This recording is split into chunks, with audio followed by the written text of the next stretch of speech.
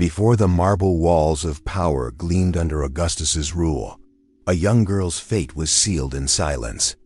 She was born into the highest bloodline of Rome, yet condemned by it.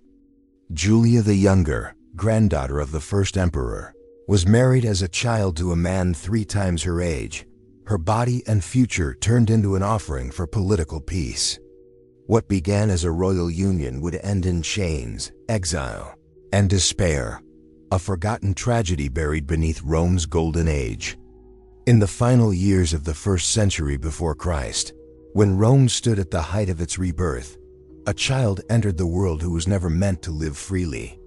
Julia the Younger, granddaughter of Augustus, the man who remade the Republic into an empire, was born into the house of marble and blood. Her birth was not a private joy, but a public symbol. Senators celebrated, priests blessed her crib, and poets wrote verses proclaiming her arrival as the continuation of the Julian line. But beneath the praises, one truth lingered: this infant was not a person. She was a vessel of power. Her mother, Julia the Elder, already knew that fate well. Once celebrated for her beauty, Augustus's daughter had become the emblem of virtue that the emperor needed to parade before his people.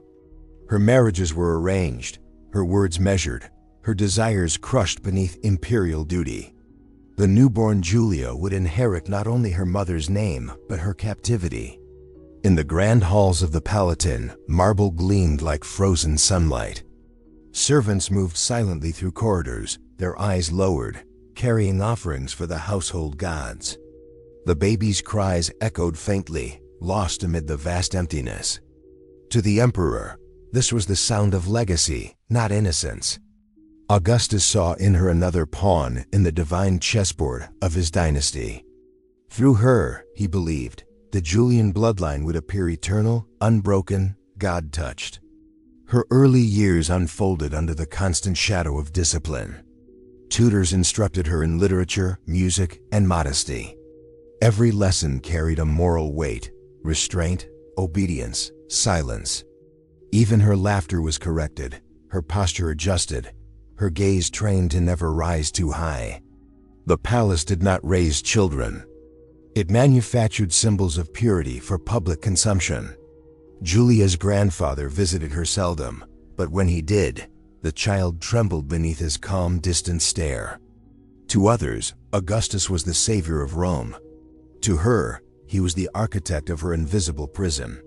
He spoke softly, always of duty and lineage, never of affection.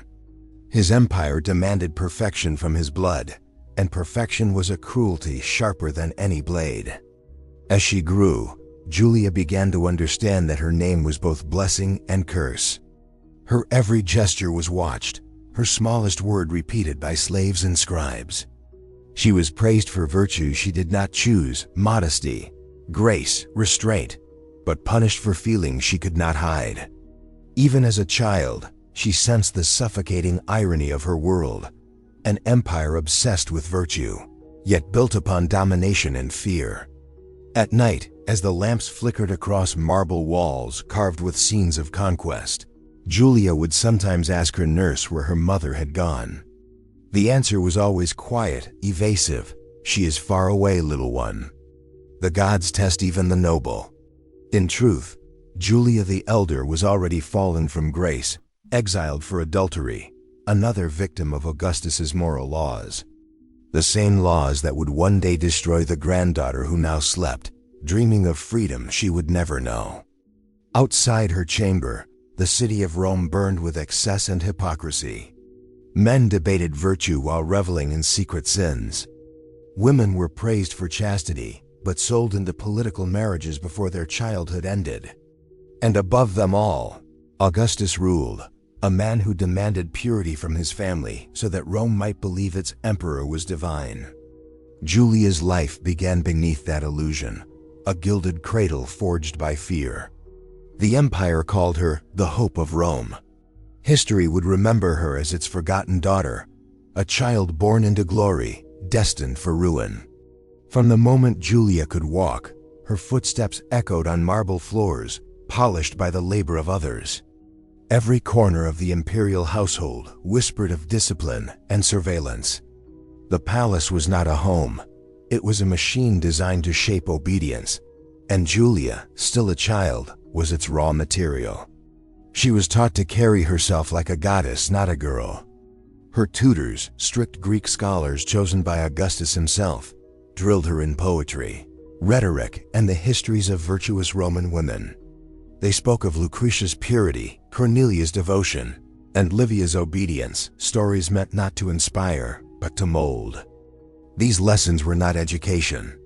They were preparation for service. Rome had no room for women with will. It needed examples. Every morning, her day began before sunrise. Slaves dressed her in white linen, symbolizing purity, and braided her hair into the prescribed patterns of Roman nobility.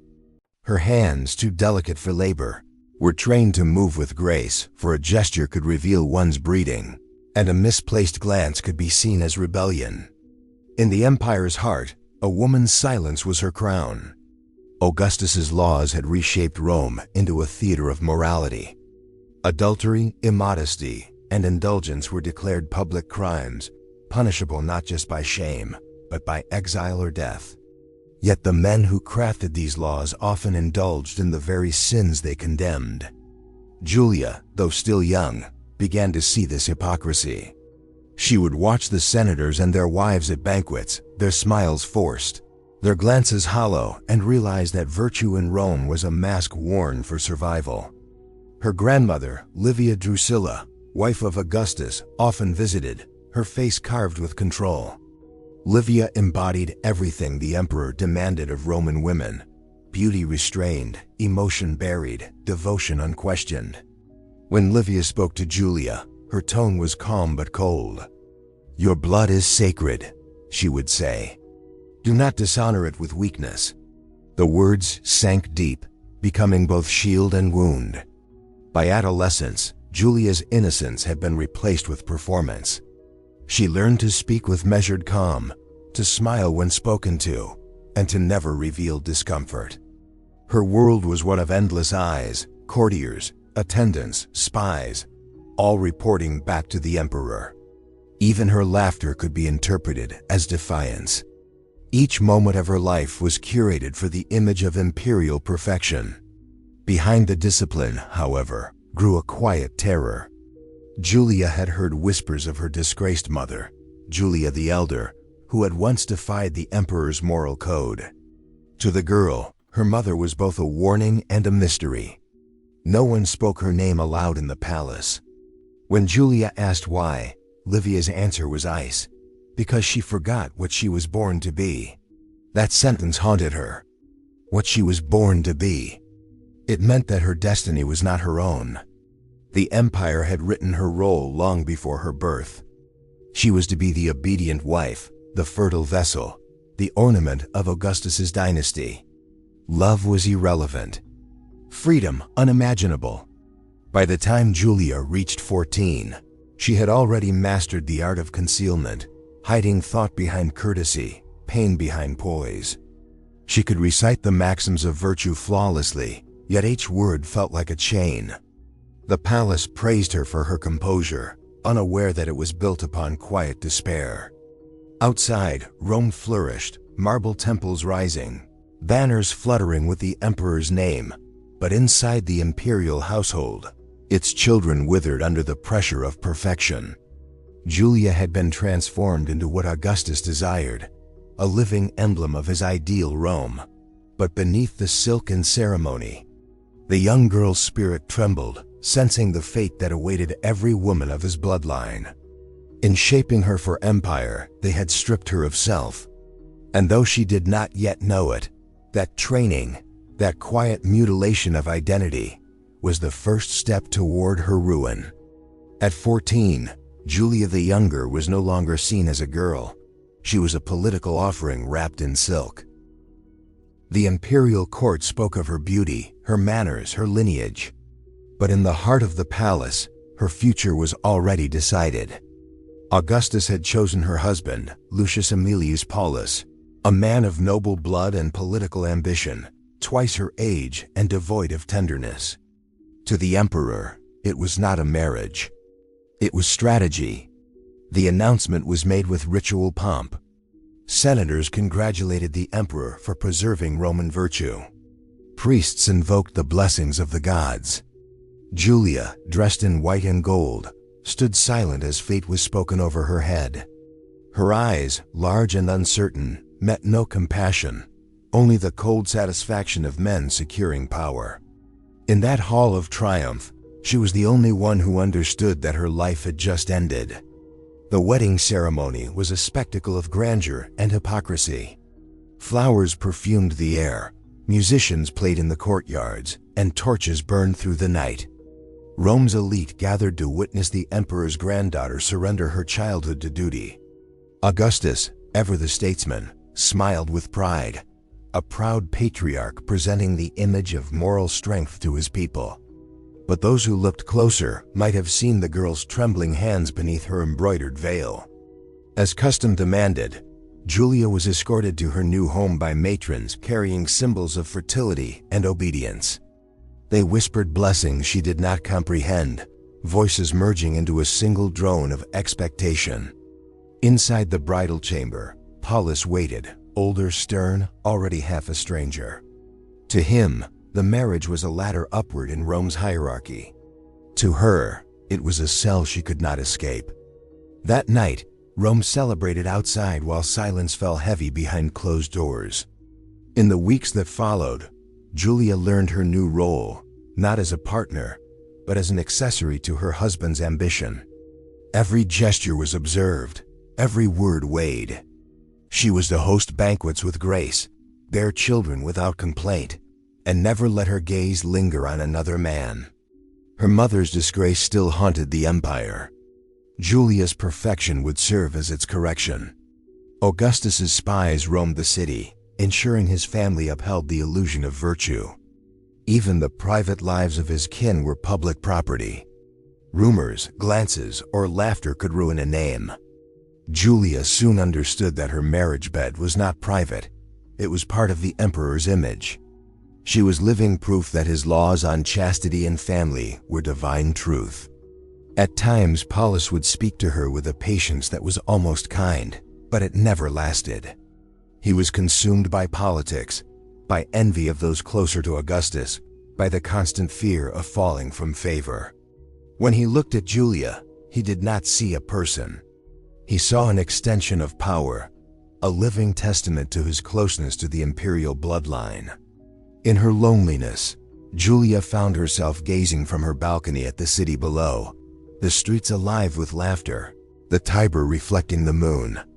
Beyond those walls, other girls her age lived ordinary lives, free of marble and pretense. But she could not envy them aloud. In Rome, the emperor's granddaughter could not wish for less than perfection.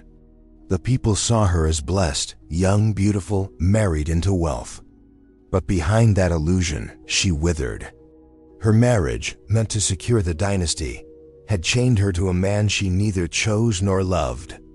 Each passing day pressed the weight of empire deeper upon her chest. The emperor believed he had secured the future of Rome through her. In truth, he had sown the first seed of rebellion within her heart, a quiet, dangerous yearning for freedom that one day would destroy them both. In the grand villas of Rome, appearances mattered more than truth.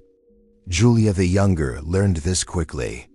Every morning, servants draped her in silk, arranged her hair, and adorned her with jewels, not for herself, but for the empire that watched her. She was the emperor's granddaughter, the wife of a senator, the reflection of Rome's moral laws. But beneath the cosmetics of honor lay a girl suffocating under perfection. Her husband, Lucius Aemilius Paulus, treated her as an ornament of status. To the world, he was noble and dutiful. In private, he was distant, often cold. He carried the weariness of a man who feared failure and despised weakness. Julia became the silent witness to his ambitions, listening as he discussed politics late into the night with men who bowed before Augustus by day and cursed him by dusk. She understood early that loyalty in Rome was a mask worn for survival. In public, Julia embodied the empire's ideals. She attended festivals beside her husband, her face calm, her posture immaculate. Her every gesture was a lesson in restraint. She smiled at senators' wives, offered gifts to temples, and endured the endless theater of virtue. To the crowds, she appeared blessed, the model Roman matron. But when the banquets ended and torches dimmed, she wept quietly in chambers heavy with gold and emptiness. The empire that demanded moral purity from its women offered them no mercy. Augustus's reforms had criminalized adultery and glorified chastity, but these laws were never about faithfulness. They were about control. A woman's body was the empire's property, a vessel to secure heirs, to symbolize Rome's discipline. Julia's life was not hers. It was propaganda, an image sculpted for the emperor's pride. Her grandmother Livia, the empress herself, would visit from time to time, her demeanor composed and immaculate. She would sit beside Julia, her hands folded, eyes sharp as steel. "You must never let your emotions rule you," Livia would whisper. "The empire watches you as it once watched me." Julia nodded, though each word deepened her quiet despair. She saw in Livia not wisdom, but a warning. The cost of survival was the death of the self. As the months passed, Julia's smile grew practiced, her laughter hollow. She learned to control her breathing during ceremonies, to hide trembling hands during public rituals. The city praised her composure, unaware it was forged from pain. To falter, even once, would bring humiliation, not only for her, but for the emperor who ruled through her purity. In the privacy of her garden, Julia sometimes wandered among the statues of goddesses. She would pause before Venus, the goddess of love, and wonder if love was ever meant for her. The marble faces seemed to mock her, serene, immortal, untouched by sorrow. She, too, was expected to be stone. Paulus began spending more time away from home, immersed in politics and pleasure. The distance between them grew into silence. Julia's existence became a performance, one she could not escape. Her attendants spoke to her with reverence, yet none dared look her in the eye. She was worshipped, not understood. In the heart of that loneliness, something dangerous began to stir, a longing, faint but persistent, for something real. She did not yet know whose voice or touch might break the spell of her gilded captivity, but the hunger for life was waking within her. And in Rome, where a woman's virtue was her prison, even the smallest desire could become a crime. The empire saw her as perfect, but behind that flawless mask, Julia was already beginning to fracture, quietly, invisibly, under the unbearable weight of being pure. Even within the splendor of her marble world, Julia could feel the shadows lengthening around her. The name she carried, the Julian blood of Augustus, was both a crown and a curse. It bound her to a dynasty that devoured its own children. In the eyes of Rome, her family was divine. In truth, it was haunted by scandal, exile, and silent grief.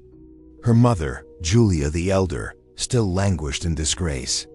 Once the pride of the empire, she had fallen victim to the very moral laws her father created. Accused of adultery and treason, she was banished to the barren island of Pandateria, cut off from her children, forbidden letters, denied even the comfort of a name. For years, Julia the Younger had been told not to speak of her. Yet in secret, she whispered her mother's name before sleeping, wondering whether she still lived. Her grandmother, Livia Drusilla, ruled the household with an iron calm. She was Augustus's empress, the architect of silence within the imperial family. Livia's smile was gentle, but her presence suffocating. She embodied the emperor's vision of Roman womanhood, obedient, calculating, and merciless in loyalty. Julia both admired and feared her. When Livia's gaze rested upon her, it was as though every thought had been read. Through the palace corridors, whispers traveled like venom. Augustus's moral code, his lex Julia de adulteriis, had turned the empire's private sins into public crimes. Senators' wives vanished into exile. Noble daughters were disowned. Even whispers of impropriety could destroy a lineage. These decrees, meant to purify Rome, had infected the imperial house itself. Julia lived under constant scrutiny, her reputation balancing on a knife's edge sharpened by politics. Her husband, Paulus, sensed the tension. He was ambitious, restless, eager to prove himself among Rome's elite. Yet he also feared the emperor's wrath, the same wrath that had condemned Julia's mother. When he looked at his young wife, he saw not affection but a warning. One misstep, one rumor, and their lives could unravel. This fear hardened into cruelty. His words became sharper, his distance colder. To Paulus, love was weakness. Control was survival. Banquets grew tense. Julia sat beside her husband, under the watchful eyes of courtiers, her every gesture interpreted as virtue or vice. Even laughter was dangerous, too much and she seemed frivolous, too little and she appeared ungrateful. The emperor's spies recorded everything. A misplaced glance could reach Augustus by dawn. Despite her caution, Julia could not escape the echo of her lineage's disgrace. When she walked through the forum, whispers followed her. The blood of the adulteress. She would lift her chin, pretending not to hear, but inside her heart twisted. She began to understand that her life was already written in the shadows of others' sins. The empire would never allow her to be more than her family's reflection. Sometimes she dreamt of her mother, pale and thin on a distant shore, her eyes hollow but defiant. In those dreams, her mother's voice whispered, "We are all prisoners of Augustus." Julia would wake with tears, unable to breathe, feeling the same invisible chains tightening around her.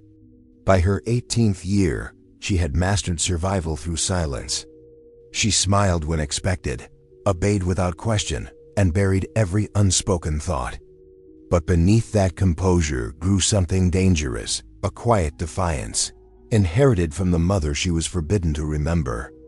In the palace of Augustus, purity was the only acceptable form of rebellion. And Julia, trapped in the web of her family's sins, was beginning to wonder what price she might pay to feel human again. By the time Julia turned 19, Rome whispered her name again, not in reverence, but in curiosity. She had become beautiful in the way tragedy often is, serene on the surface, broken beneath. The emperor's granddaughter, trained in grace and obedience, began to crave something that had never been allowed to her: genuine affection. Her husband, Paulus, had grown more distant and cruel. His ambitions were devouring him, his jealousy sharpened by power he could never truly wield. To him, Julia was a possession, an emblem of alliance, a vessel of dynasty. At night, he would speak of politics, of alliances and heirs, but never of her heart. In that silence, Julia began to fade. It was then that she met Decimus Junius Silanus, a young senator from an old patrician family, intelligent, bold, and dangerously charismatic. He had once been a friend of her mother's house, known for his defiance of the emperor's strict moral reforms. Unlike others, Silanus did not bow his head when Julia entered the room. His eyes met hers as if she were not royalty, but a woman. That small act of equality was her undoing. Their encounters began as innocent exchanges, shared words in corridors, brief glances at banquets. Yet every conversation carried a forbidden charge. Silanus spoke of philosophy, of the futility of virtue under tyranny, of love as rebellion. Julia listened as if breathing for the first time. Each word reminded her that beneath her title and lineage, she was still human, still capable of feeling. But love in Rome's golden cage was treason. The emperor's laws against adultery were absolute. His own daughter had been exiled for it. Julia knew the danger, and still she fell. Nights of secrecy followed. Stolen hours in the gardens of Palatine Hill, where torchlight flickered against marble, and the sounds of the city softened into the hum of fate. Their love was tender, desperate, and doomed from the start. They spoke often of escape, of leaving the empire, of vanishing across the sea. But neither truly believed it possible. Rome's reach was infinite, and Augustus's spies thrived in shadows. For every whisper that passed between them, another pair of ears listened. Rumors began to stir. Servants noticed Julia's laughter return. Her husband's anger grew. He confronted her with veiled threats, warning that even suspicion could destroy them both. But by then, Julia's fear had turned to recklessness. She had seen her mother's obedience lead to exile and death. Why should submission save her? Silenus, emboldened by passion, began to speak against the emperor's hypocrisy in private gatherings. He denounced the laws that punished desire while the palace itself indulged in hidden corruption. It was only a matter of time before his words Augustus's inner circle. Late one night, during a festival at the Temple of Mars' altar, a servant betrayed them. Julia and Silanus were discovered together in a secluded chamber, not in the act, but in closeness too intimate to deny. The emperor's guards surrounded them before dawn. Julia was dragged from Silanus's arms, her screams echoing through the marble halls where she had once played as a child. When Augustus was told, he said nothing for a long time. Witnesses later wrote that his face turned to stone. To the people of Rome, the emperor was not just a ruler. He was the guardian of morality, the architect of Roman virtue. His own granddaughter's disgrace was a stain on his divinity. Julia was locked in her chamber under imperial arrest. Silanus was stripped of his titles and ordered into exile. For the first time, Julia realized that her life was not her own, that love in Rome was the most unforgivable of crimes. Outside her window, the city slept beneath the weight of empire. Inside, she whispered his name one last time and waited for her grandfather's judgment. The news reached Augustus like poison seeping through marble. The emperor who had conquered the known world, who had forged Rome from chaos into empire, sat in stunned silence as his advisors whispered the details of Julia's crime. His granddaughter, his heir of virtue, had broken the very laws that bore his name. For a man who had built his power upon morality, this was not just a scandal. It was blasphemy. The Lex Julia de Adulterius, his own decree against adultery, had been written to cleanse Rome of decadence. Now its first daughter had become its victim. Augustus's fury was unlike anything the palace had seen. For hours he refused counsel, pacing through his private gardens where statues of Roman gods loomed in judgment. To his attendants, he muttered of betrayal, of bloodline corruption, of divine punishment for his family's sins. Some said he wept in solitude. Others swore they saw no tears, only the cold stillness of a man preparing to erase what he once loved. When Julia was brought before him, her face was pale, but her voice steady. She had not been allowed to speak with Silanus since their arrest. The marble floor beneath her knees was freezing, her hair unbound, a symbol of disgrace. Augustus stood above her, not as a grandfather, but as Rome itself. He did not shout. His words came low and deliberate, each syllable like the strike of a hammer. "You have shamed my house," he said. "You have shamed the laws that bear your name. And through your sin, you have shamed Rome." Julia tried to speak, to explain, to remind him that love was not rebellion, but he silenced her with a gesture. To Augustus, there could be no defense.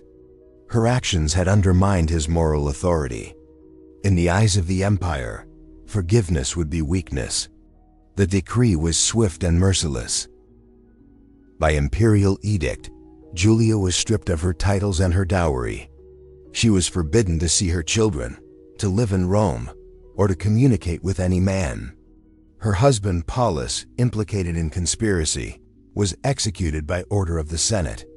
And Julia, once the jewel of the imperial lineage, was sentenced to exile on the desolate island of Pandateria, the same barren rock where her disgraced mother had died. When the decree was read aloud in the forum, the city trembled. Some whispered that Augustus had cursed his own bloodline. Others, fearful, praised him for his unwavering justice. Poets who had once sung of Julia's beauty now wrote verses of moral decay. Even her friends turned away, afraid to share her guilt. That night, the emperor dined alone. The lamps flickered against the walls of his palace, and the sound of waves carried faintly from the Tiber. For the first time in decades, he refused wine. A historian later wrote that he muttered the same words over and over. Would that I had never married? Would that she had never been born? As dawn broke, soldiers led Julia from the palace. She wore no jewels, no imperial robes, only a plain wool garment, the fabric of mourning. Citizens watched in silence as she was escorted through the city gates, her eyes cast downward. Behind her, the empire continued its rituals, the games, the prayers, the markets, but a quiet unease settled over Rome. On that morning, Augustus proved that his laws ruled even his own heart. But in punishing his granddaughter, he had done something no barbarian could achieve. He fractured the very soul of his family. The emperor who had built Rome's golden age had begun to live in its shadow. The journey to Pandateria began under a shroud of silence. Julia was placed aboard a small imperial vessel before dawn, escorted by guards who dared not look her in the eyes. The sea was merciless that morning, black, heaving, endless. Rome vanished behind her like a fading memory, its marble towers dissolving into mist. Pandateria was no paradise. It was a barren island off the coast of Campania, lashed by salt winds and hemmed in by jagged cliffs. The Romans called it a prison without walls, an exile so absolute that even the air felt like punishment. Her mother had perished there years before. Now Julia was condemned to share the same grave of silence. Her quarters were little more than a crumbling villa overlooking the sea, built long ago for imperial prisoners. The rooms smelled of decay and loneliness. At night, she could hear the wind howling through the cracks, whispering like the voices of ghosts. There were no servants, only guards who delivered meager rations and withdrew without a word. At first, Julia resisted despair. She walked along the cliffs each morning, her feet bleeding from sharp stones, watching the horizon as if waiting for her mother's shadow to appear.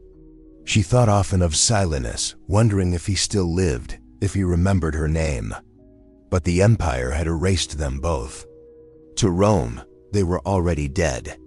Seasons changed, but time no longer meant anything. Her once radiant hair turned dull, her body frail from hunger. Letters to her grandfather were never answered. When storms struck the island, she prayed for the waves to take her. Yet, cruelly, the sea always spared her. Still, fragments of dignity clung to her. She recited poetry aloud to the wind, fragments of Virgil she had memorized as a child. Forsen et hecolim meminus juvabit. Perhaps someday this suffering will be worth remembering. The words mocked her, yet they gave her reason to breathe. Once, an old fisherman from the mainland smuggled her a scrap of parchment. It carried a single message, unsigned: Silenus lives, but not for long. She pressed it to her chest and wept, not for him, but for the cruel mercy of knowing. In her solitude, Julia came to understand Rome more clearly than ever. Its glory was built upon sacrifice, not of enemies, but of its own blood. The empire demanded purity, yet thrived on sin. Her exile was not the result of love or lust, but the consequence of power's fear of being human. Years passed in silence until she ceased to count them. Some said Augustus visited the coast once, gazing toward the island from his ship, but he never set foot on its soil. Others whispered that he wept as he turned away. When the emperor died in 14 AD, a new reign began, but for Julia, no message came. Pandateria remained her tomb. The granddaughter of Augustus, once destined to carry Rome's legacy, now lived and died on a rock where even the gods seemed absent. The wind carried her final breath into the sea, mingling with the forgotten voices of those the empire had buried in silence. While Julia languished in the cold isolation of Pandateria, The empire she once called home devoured what remained of her life on the mainland. In Rome, the Senate gathered under the shadow of Augustus's will.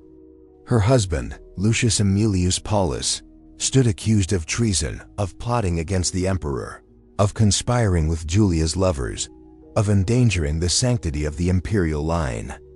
No solid evidence was ever found. The charges were fragments, whispers of correspondence, rumors from servants, and testimonies born of fear. But in Augustus's Rome, suspicion was as lethal as guilt. To question the emperor's moral laws was to question the gods themselves.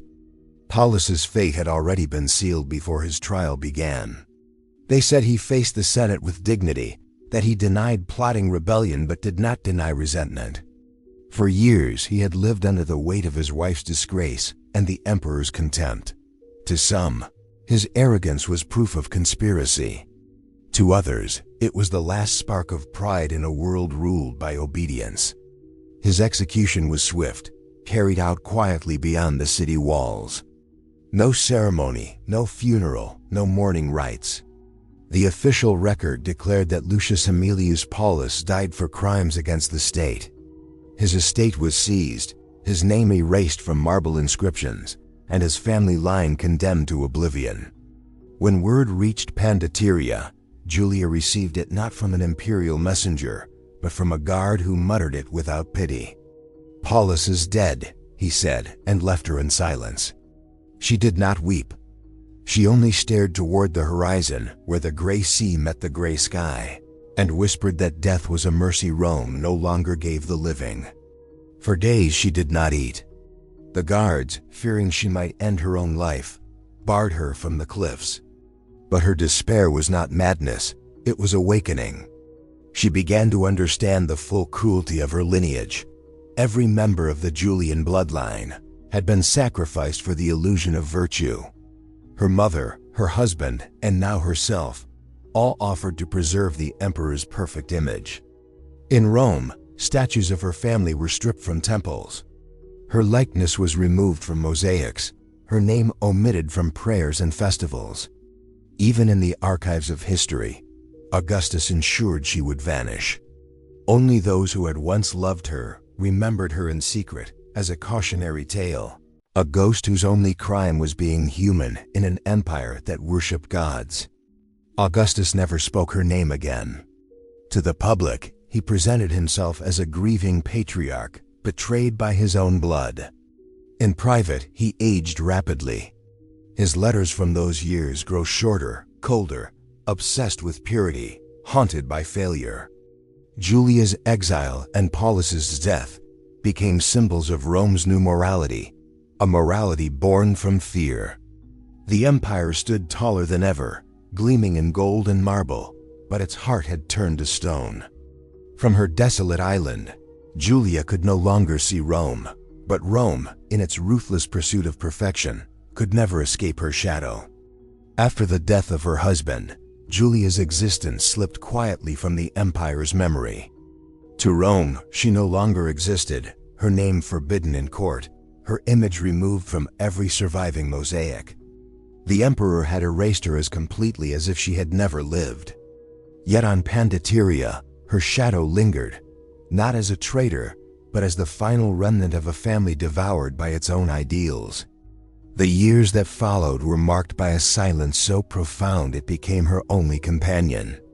Julia no longer asked for letters, no longer begged the gods for mercy. She had learned that neither men nor gods answered those cast out by Rome.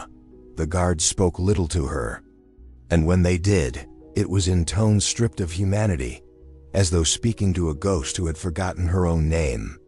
Her health declined steadily. Salt winds tore through the villa's stone walls, and winters brought frost that bit through her thin garments. The sea that had once frightened her became her only comfort. She would sit for hours on the cliffs, watching the horizon darken, imagining that beyond the waves lay a place where the empire's cruelty could not reach.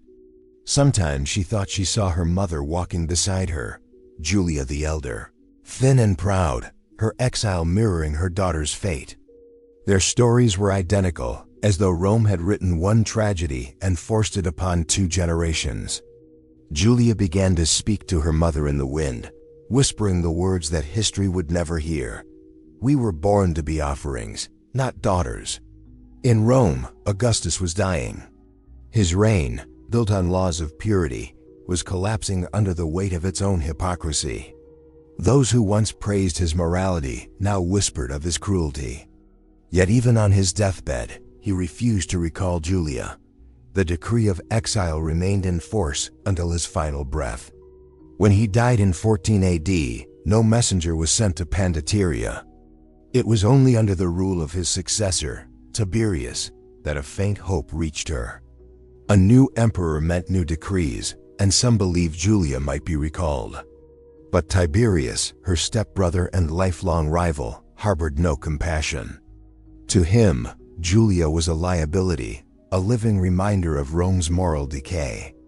Instead of release, he ordered her confinement to continue under harsher terms. Her rations were reduced, her movements restricted, and her letters, those final fragments of thought, were forbidden entirely. With each passing season, Julia's world grew smaller. The sea eroded the cliffs, the villa crumbled, and her reflection in the water became a stranger. When illness finally claimed her, it came gently, a slow fading rather than a struggle. There were no witnesses, no prayers, no final rites. Her body was buried on the island without a marker, her grave lost to the wind and the waves. In Rome, news of her death was met with silence. No proclamation, no mourning. The granddaughter of Augustus, once destined to embody Roman virtue, vanished from history like a forbidden word. And yet, her story endured, whispered by sailors passing the lonely island, carried across the sea by those who remembered that even in an empire of gods, it was always the mortals who paid the price for perfection. Julia's death brought no peace to the empire that condemned her. Rome continued to glitter in marble and blood, its triumphs masking the rot within. The emperor was dead, yet the laws he forged, the same that destroyed his daughter and granddaughter, outlived him.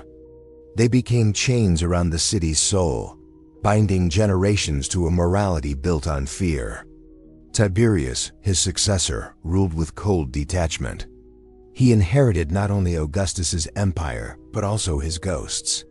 From his palace on Capri, he surrounded himself with spies, informants, and executioners. The same moral decrees that once justified Julia's exile were now used to silence senators, generals, and poets. The law that had punished desire became a weapon of power, a mask of virtue concealing the empire's corruption. Whispers of Julia's fate still haunted the imperial courts.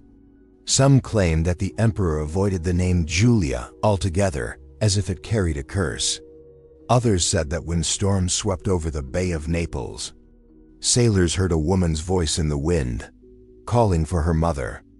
Echoing across the waves that separated Pandateria from Rome, the people began to believe that the women of Augustus's line were doomed, sacrificed to the gods of hypocrisy that their dynasty had worshipped.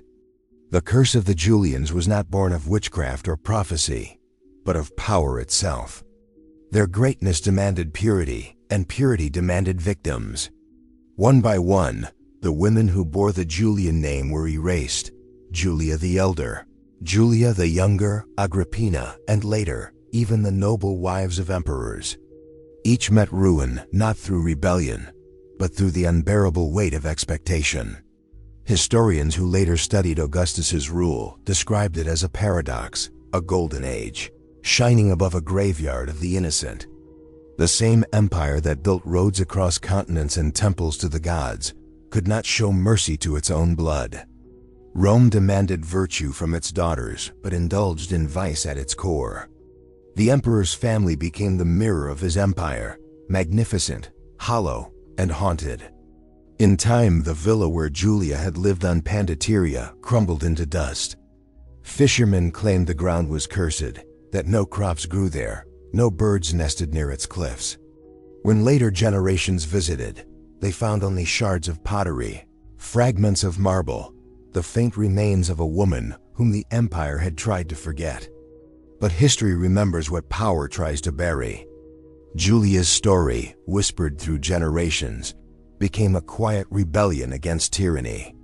Her suffering exposed the cruelty behind the illusion of perfection, the truth that Rome's strength was built upon the sacrifice of its daughters. As centuries passed, poets and scholars began to speak her name again. They no longer called her adulteress or traitor, but victim. Her exile became a symbol of Rome's moral decay, the moment when the empire's pursuit of purity turned upon itself. Thus, the curse of the Julians lived on, not in bloodlines or omens, but in the eternal reminder that empires which worship perfection always destroy what is human first. Centuries have passed since Julia's voice was silenced on the wind-swept cliffs of Pandateria. Yet her ghost lingers, not as a spirit of vengeance, but as the echo of every woman crushed beneath the empire's marble ideals. Her story, once erased from scrolls and monuments, survives in fragments, letters, gossip, moral treatises written by men who feared the truth her life revealed. In those fragments, historians began to glimpse the real Julia, not a sinner, but a casualty of Rome's obsession with control. She was born into a world that worshipped virtue yet thrived on vice, a pawn in the emperor's illusion of moral supremacy. Her only rebellion was to love, and for that, she was exiled, stripped of name, family, and life. When later emperors rose and fell, Caligula, Nero, Domitian, each carried the same disease that had consumed Augustus, the hunger to rule not just bodies, but souls. Julia's destruction was the first warning of what Rome would become, a state that turned morality into a weapon, where purity was demanded only to justify cruelty. The ruins of Pandateria still stand today, overgrown with wild grass and salt. Archaeologists have found traces of her exile, broken pottery, bits of wall frescoes faded by centuries of wind. Among them, a single inscription carved into stone, for the daughter who was never forgiven. No one knows who wrote it. Perhaps a guard, perhaps a wanderer. But in those words, history finally gave Julia what Rome never could: remembrance. Her story has since become a mirror for every age that confuses virtue with domination. The empire that cast her out collapsed long ago, but its shadow endures wherever power disguises cruelty as order. Julia's tragedy is no longer just Rome's. It is the timeless story of women silenced by men who feared their freedom more than their sins. Modern scholars debate her guilt, her choices, her role in imperial politics. But perhaps the truth lies not in the records of men, but in the silence between them, in the years she spent staring across the sea, her only crime being human in a world that worshipped gods. In the end, Julia's legacy is not one of disgrace, but revelation. Her suffering exposed the fragility of an empire built on perfection. It proved that Rome's greatest weakness was never its enemies, but its fear of compassion. The empire's laws have long since turned to dust, but her memory endures as a warning that power without mercy is the truest form of decay. And so the lost daughter of Augustus lives on, not in marble or legend, but in the whispered truth that history could not kill, that even in exile, even forgotten, she remained more human than the empire that destroyed her.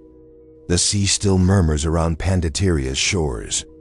To those who listen closely, it carries a faint voice, older than time, tender and unbroken, the voice of Julia, the emperor's child bride, forever telling the world what Rome tried to forget.